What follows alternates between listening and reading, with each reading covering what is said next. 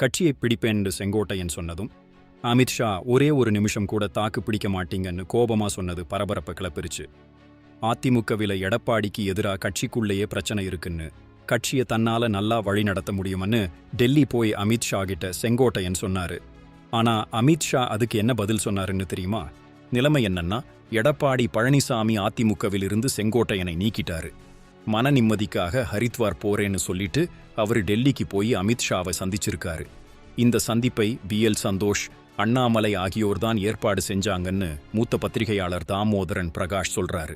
சந்திப்பின் போது செங்கோட்டையன், என்னால எடப்பாடியை விட சிறப்பா கட்சியை வழிநடத்த முடியும், கட்சிக்குள்ள அவருக்கு பெரிய எதிர்ப்பு இருக்கு, அதனால நான் அதிமுகவை பிரிப்பேன்னு சொன்னாராம். இதுக்கு கோபப்பட்ட அமித்ஷா, உங்களால ஒரு நாள் கூட ஒரு நிமிஷம் கூட கட்சியை நடத்த முடியாது, உங்களை பத்தியும் உங்க பின்னால இருக்கிறவங்க பத்தியும் எனக்கு நல்லா தெரியும், எடப்பாடி பழனிசாமியோட பலம் என்னன்னும் எனக்கு தெரியும்னு சொன்னாராம்.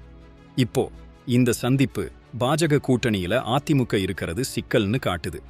எடப்பாடி பழனிசாமி செங்கோட்டையன் மேல நடவடிக்கை எடுக்க வேண்டிய கட்டாயத்துல இருக்காரு. இதனால தமிழக அரசியல் வட்டாரத்துல பெரிய பரபரப்பு உண்டாகியிருக்கு. சரி, அமித்ஷா சொன்னதுல என்ன உண்மை இருக்கு?